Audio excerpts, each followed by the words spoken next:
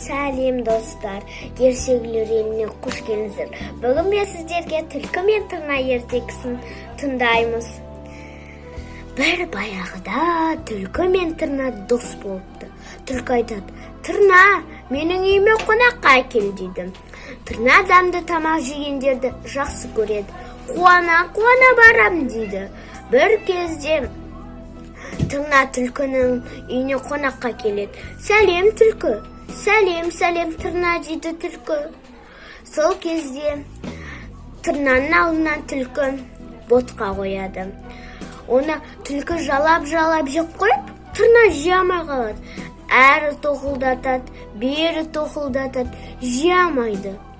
Сол кезде тырна оған ренжіп қалады. Тырна айтады: "Түлкі, енді сен менің үйіме кел" дейді. Сол кезде түлкі оның үйіне барса, "Сәлем" дейді. "Сәлем түлкі" дейді тырна.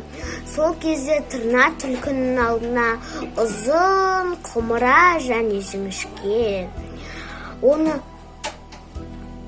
тырна жей алады, ал түлкі әрі қарай, бері қарай жей алмай қалады. Түлкі ашуланған кезде есікті тарс ашады, ренжіп кетіп қалады. Осыдан кейін түлкі мен тырна дос болмайтын болыпты.